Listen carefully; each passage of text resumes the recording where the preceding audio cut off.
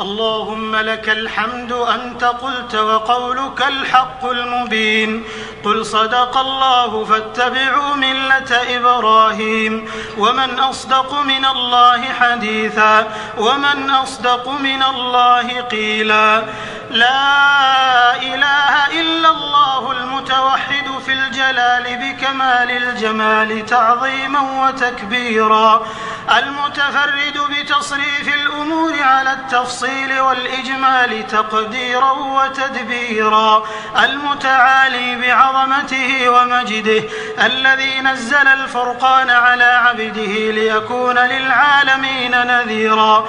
وصلوات الله وسلامه على خاتم النبيين وإمام المرسلين، الذي أرسله الله هاديا ومبشرا ونذيرا وداعيا إلى الله بإذنه وسراجا منيرا. ونحن على ما قال ربنا وخالقنا من الشاهدين، ولما أوجب وألزم غير جاحدين، والحمد لله رب العالمين. اللهم لك الحمد كله ولك الشكر كله، وإليك يرجع الأمر كله علانيته وسره، فأهل أنت أن تحمد وأهل أنت أن تعبد وأنت على كل شيء قدير. لك الحمد حمدا كثيرا طيبا مباركا فيه، غير مودع ولا مكافئ ولا مستغنى عنه ربنا. تم نورك فهديت فلك الحمد، وتم فضلك فرزقت فلك الحمد، وتم حلمك فسترت فلك الحمد. اللهم لك الحمد أنت نور السماوات والأرض ومن فيهن، ولك الحمد أنت قيوم السماوات والأرض ومن فيهن، ولك الحمد أنت الحق وقولك حق ووعدك حق ولقاؤك حق والنبيون حق ومحمد صلى الله عليه وسلم حق، وأنت الله الرؤوف الرحيم.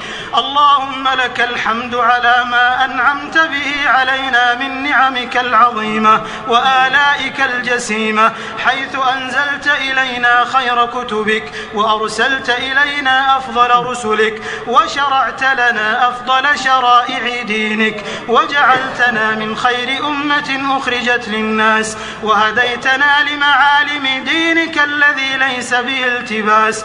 ولك الحمد على ما يسرت من صيام شهر رمضان وقيامه، وتلاوة كتابك العزيز الذي لا يأتيه الباطل من بين يديه ولا من خلفه، تنزيل من حكيم حميد.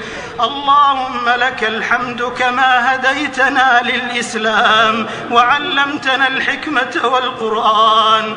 لا إله إلا أنت سبحانك إنا كنا من الظالمين. سبحانك وبحمدك عدد خلقك ورضا نفسك وزنة عرشك ومداد كلماتك. سبحانك وبحمدك على حلمك وعلمك، سبحانك وبحمدك على جمالك وجلالك وكمالك. اللهم أنت أحق من ذكر وأحق من عبد وأرأف من ملك وأنصر من ابتغي وأجود من سئل وأكرم من أعطى. أنت الأحد لا شريك لك والفرد لا ند لك، لن تطاع إلا بإذنك ولن تعصى إلا بعلمك، تطاع فتشكر وتعصى فتغفر. القلوب لك مفضية والسر عندك علانية، والحلال ما حللت والحرام ما حرمت، والدين ما شرعت، والخلق خلقك، والأمر أمرك، والعبد عبدك، وأنت الله الرؤوف الرحيم. اللهم إنا عبيدك بنو عبيدك بنو إمائك، نواصينا بيدك، ماض فينا حكمك، عدل فينا قضاؤك.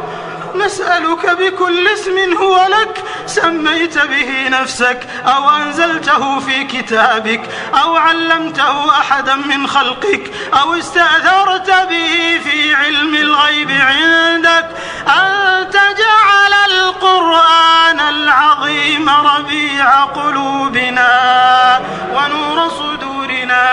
وجلاء أحزاننا وذهاب همومنا وغمومنا، وقائدنا ودليلنا إليك وإلى جناتك جنات النعيم. اللهم ذكرنا منه ما نسينا وعلمنا منه ما جهلنا، وارزقنا تلاوته آناء الليل وأطراف النهار على الوجه الذي يرضيك عنا.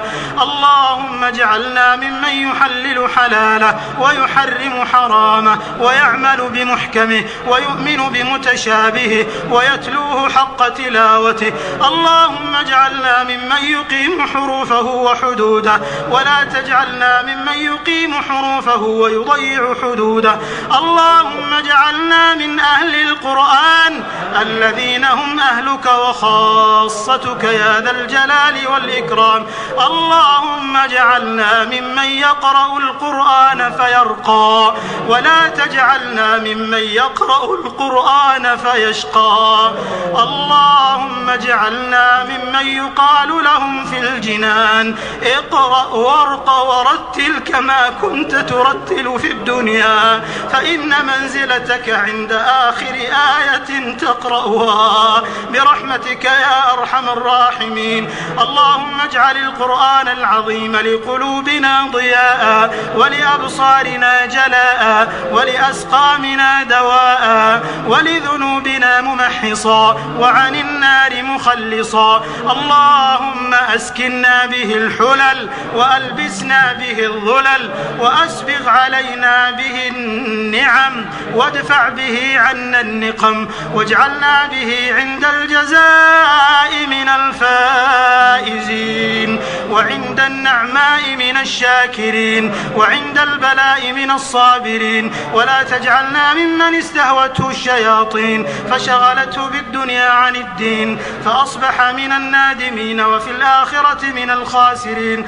اللهم انفعنا وارفعنا بالقرآن العظيم الذي رفعت مكانه وأيدت سلطانه وبينت برهانه، وقلت يا أعز من قائل سبحانه فإذا قرأناه فاتبع قرآنه ثم إن علينا بيانه، أحسن كتبك نظاما وأفصحها كلاما وأبينها حلالا وحراما، محكم البيان ظاهر البرهان، محروس من الزيادة والنقصان، فيه وعد ووعيد وتخويف وتهديد، لا يأتيه الباطل من بين يديه ولا من خلفه، تنزيل من حكيم حميد.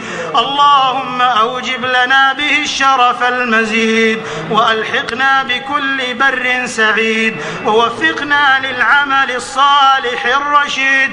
اللهم انقلنا بالقرآن العظيم من الشقاء إلى السعادة، ومن النار إلى الجنة، ومن الإساءة إلى الإحسان، ومن الإهانة إلى الكرامة، ومن السخط إلى الرضا، ومن الفقر إلى الغنى، ومن أنواع الشرور كلها إلى أنواع الخيور كلها، يا حي يا قيوم يا حي يا قيوم يا حي يا قيوم، برحمتك نستغيث، فلا تكلنا إلى أنفسنا طرفة عين ولا أقل من ذلك، وأصلح لنا شأننا كله يا ذا الجلال والإكرام. إلهنا إلهنا إلهنا وخالقنا ورازقنا ومولانا، قد حضرنا ختم كتابك وأنخنا مطايانا ببابك،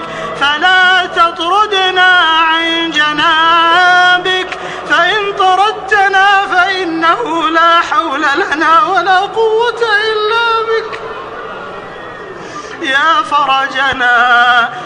فرجنا إذا أغلقت الأبواب وانقطعت الأسباب وحيل بيننا وبين الأهل والأصحاب، يا ذا الجلال والإكرام. اللهم يا سامع الصوت ويا سابق الفوت ويا كاسي العظام لحما بعد الموت، صل على نبينا وحبيبنا وسيدنا وقدوتنا محمد بن عبد الله، ولا تدع لنا في مقامنا هذا ذنبا إلا غفرته، ولا هما إلا فرجته، ولا كربا إلا نفسته، ولا دينا إلا قضيته، ولا مريضا إلا شفيته، ولا ميتا إلا رحمته، برحمتك يا أرحم الراحمين. اللهم إنا نسألك الجنة وما قرب إليها من قول وعمل، ونعوذ بك من النار وما قرب إليها من قول وعمل. اللهم إنا نسألك خشيتك في الغيب والشهادة، وكلمة الحق في الغضب والرضا، والقصد في الفقر والغنى، ونسألك اللهم نعيما لا ينفد، وقرة عين لا تنقطع، ونسألك بأسمائك الحسنى وصفاتك العلى لذة النظر إلى وجهك الكريم، والشوق إلى لقائك في غير ضراء مضرة ولا فتنة مضلة. اللهم اغفر لجميع موتى المسلمين الذين شهدوا لك بالوحدانية ولنبيك بالرسالة وماتوا على ذلك. اللهم اغفر لهم وارحمهم وعافهم واعف عنهم وأكرم نزلهم ووسع مدخلهم، واغسلهم بالماء والثلج والبرد، ونقهم من الذنوب والخطايا كما ينقى الثوب الأبيض من الدنس. اللهم ارحمنا برحمتك إذا صرنا إلى ما صاروا إليه تحت الجنادل والتراب وحدنا رهيني أعمالنا. اللهم اغفر لمن مضى من ولاة أمورنا وعلمائنا وأقاربنا وإخواننا المسلمين. اللهم جازهم بالحسنات إحسانا وبالسيئات عفوا وغفرانا. اللهم انقلهم جميعا من ضيق اللحود ومراتع الدود إلى جناتك جنات الخلود، في سدر مخضود وطلح منضود وظل ممدود، يا غفور يا ودود. اللهم إنا نسألك بوجهك الجنة، اللهم إنا نسألك بوجهك الكريم الجنة. اللهم ما قسمت في هذه الليلة الشريفة من خير وعافية وصحة وسلامة وسعة رزق فاجعل لنا منه أوفر الحظ والنصيب، وما أنزل فيها من شر وبلاء وفتنة فاصرفه عنا وعن المسلمين. اللهم اغفر لنا في ليلتنا هذه أجمعين، اللهم اغفر لنا في ليلتنا هذه أجمعين، اللهم اغفر لنا في ليلتنا هذه أجمعين، وشفع المحسنين منا في المسيئين يا ذا الجلال والإكرام. إلهنا اجعلنا بتلاوة كتابك منتفعين، وإلى لذيذ خطابه مستمعين، ولأوامره ونواهيه خاضعين، وعند ختمه من الفائزين، وعند ختمه من الفائزين، وعند ختمه من الفائزين. ولك في جميع شهورنا ذاكرين، ولك في جميع أمورنا راجين برحمتك يا أرحم الراحمين.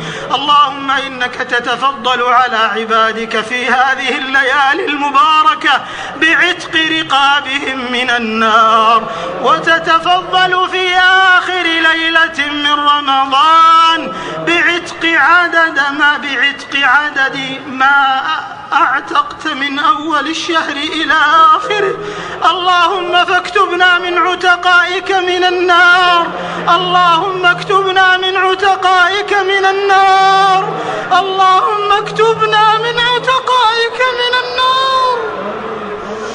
اللهم اكتبنا واكتب آباءنا وأمهاتنا وأزواجنا وذرياتنا وإخواننا ومن أحبنا فيك ومن أحببناه فيك من النار برحمتك يا أرحم الراحمين. اللهم اجعل القبور بعد فراق هذه الدنيا خير منازلنا وافسح فيها ضيق ملاحدنا.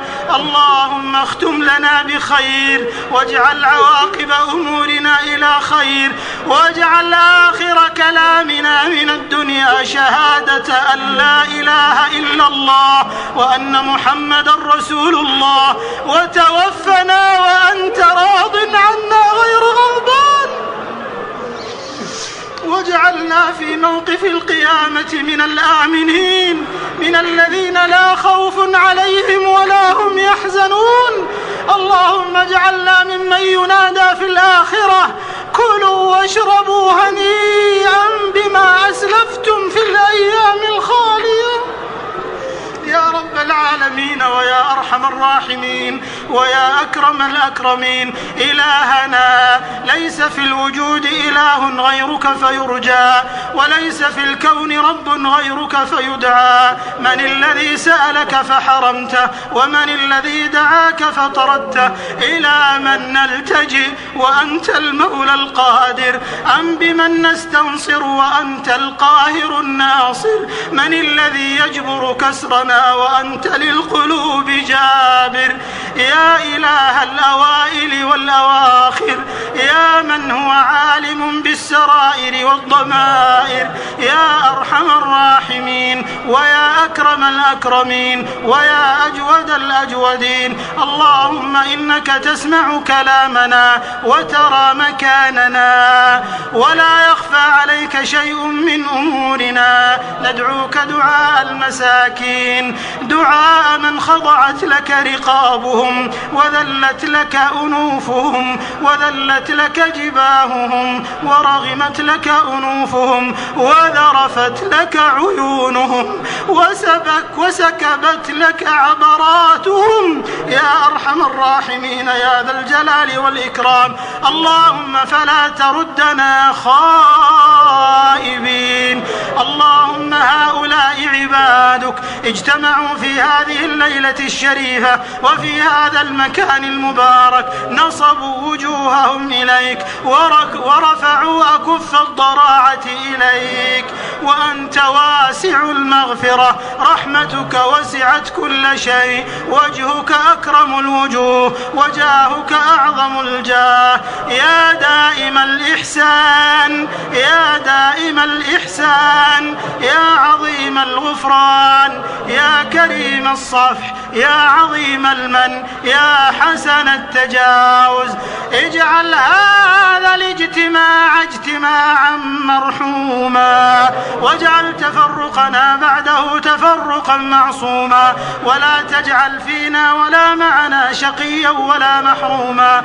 اللهم لا تفرق جمعنا هذا إلا بذنب مغفور وسعي مشكور وعمل متقبل مبرور يا عزيز يا غفور. اللهم أعز الإسلام والمسلمين وأذل الشرك والمشركين ودمر أعداء الدين واجعل هذا البلد آمنا مطمئنا وسائر بلاد المسلمين. اللهم آمنا في أوطاننا وأصلح أئمتنا وولاة أمورنا. اللهم وفق عبدك خادم الحرمين الشريفين إلى ما تحب وترضى وخذ بناصيته للبر والتقوى. اللهم انصر به دينك وأعل به كلمتك وأعز به أولياءك. اللهم وفقه وولي عهده وإخوانه وأعوانه إلى ما فيه عز الإسلام وصلاح المسلمين وإلى ما فيه خير البلاد والعباد.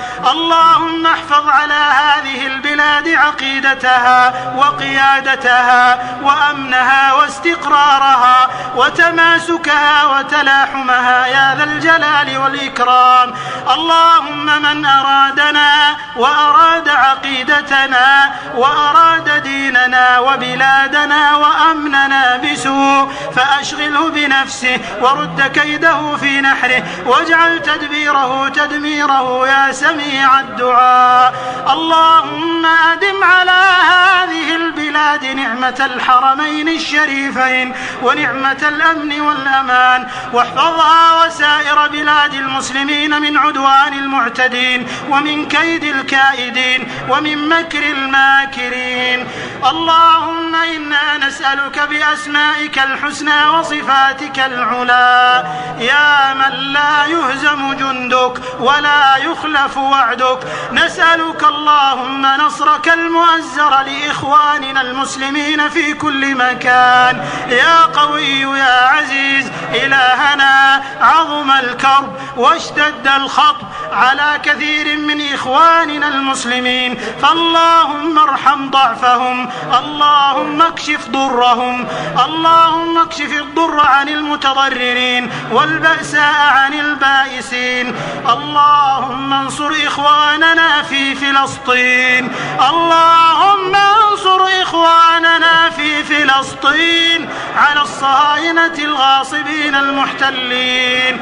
اللهم احفظ المسجد الأقصى من عدوان المعتدين ومن كيد الكائدين.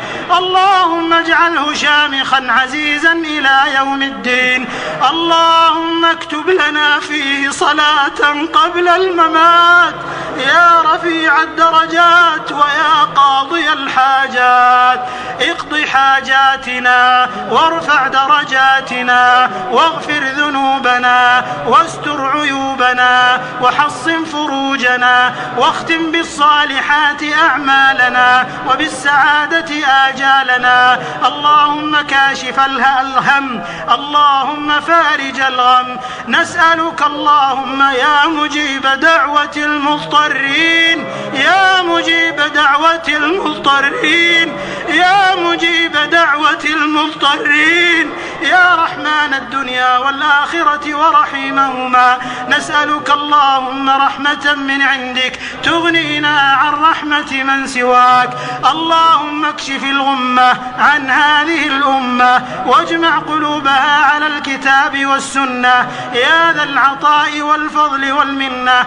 اللهم احقن دماء المسلمين في العراق، اللهم احقن دماء المسلمين في العراق وفي كل مكان يا حي يا قيوم. اللهم كن للأرامل واليتامى والمساكين والمحتاجين يا أرحم الراحمين. اللهم وفق أغنياءنا للعطف على فقرائنا يا حي يا قيوم.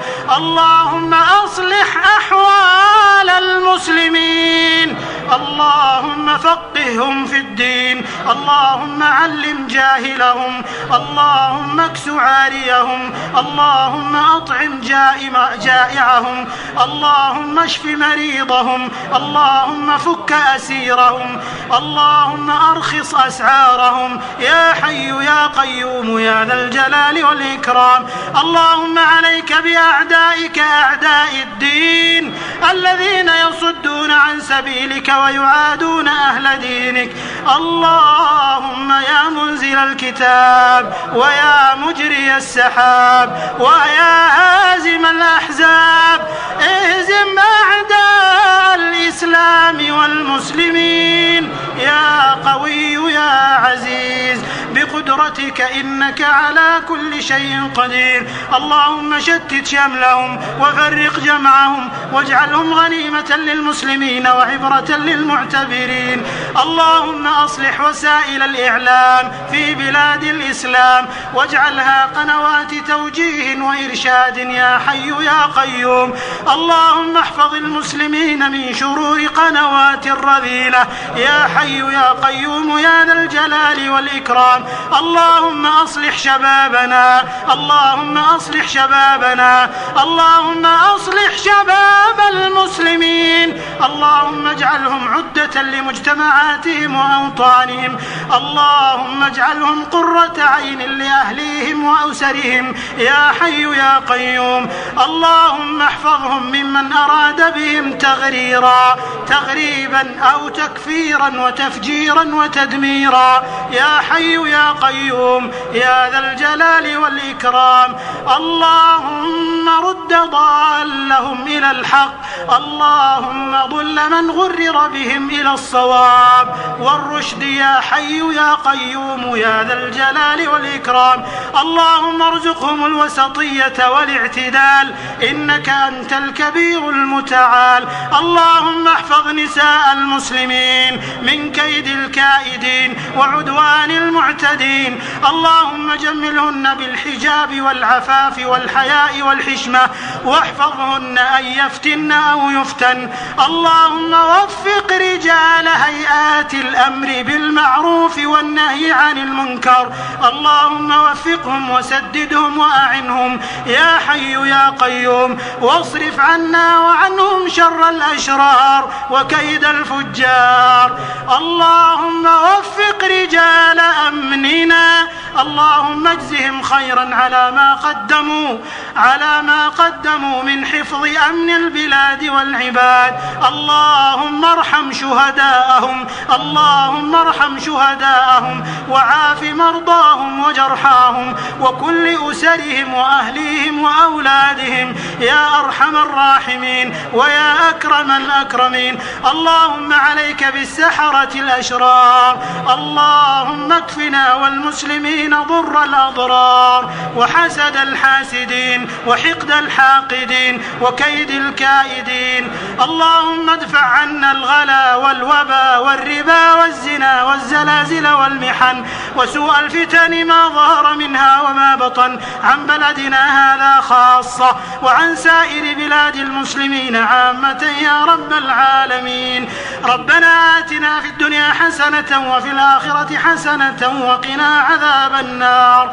ربنا تقبل منا ختم القرآن وتجاوز عنا ما كان من خطأ أو نسيان أو تغيير أو زيادة أو نقصان. اللهم اجعل دعاءنا هذا مباركا على من قرأه وسمعه وشاهده وحضره وأمن على دعائه يا حي يا قيوم يا أرحم الراحمين. اللهم لا تردنا خائبين ولا من بابك مطرودين ولا من رحمتك محرومين، واجعل خير أعمالنا أواخرها وخير أعمالنا خواتمها وخير أيامنا يوم نلقاك. وأعد علينا رمضان أعواما عديدة وأزمنة مديدة ونحن وأمتنا وبلادنا في خير وحياة سعيدة يا ذا الجلال والإكرام. اللهم ما قصر عنه علمنا ولم تبلغه مسألتنا من خيري الدنيا والآخرة فإنا نرغب إليك فيه ونسألك إياه. نسألك أن تجود علينا بجودك وتعمنا بفضلك ومنك ورحمتك يا أرحم الراحمين. سمعنا وأطعنا، غفرانك ربنا وإليك المصير. ربنا لا تؤاخذنا إن نسينا أو أخطأنا، ربنا ولا تحمل علينا إصرا كما حملته على الذين من قبلنا، ربنا ولا تحملنا ما لا طاقة لنا به. واعف عنا واعف عنا واعف عنا واغفر لنا واغفر لنا واغفر لنا وارحمنا وارحمنا وارحمنا.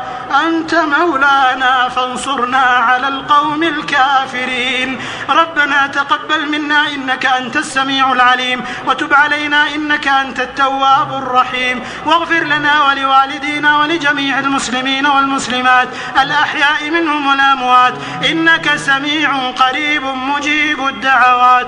اللهم صل وسلم وبارك على عبدك ورسولك نبينا وحبيبنا وقدوتنا وسيدنا محمد بن عبد الله اللهم صل عليه ما زهرت النجوم، وصل عليه ما تلاحمت الغيوم، اللهم صل عليه ما ذكره الذاكرون الأبرار، وصل عليه ما تعاقب الليل والنهار، وصل عليه وعلى الصحابة الأخيار المهاجرين منهم والأنصار، وعلى الآل الأطهار والتابعين ومن تبعهم بإحسان ما تعاقب الليل والنهار. سبحان ربك رب العزة عما يصفون، وسلام على المرسلين، والحمد لله رب العالمين. قدمت لكم من موقع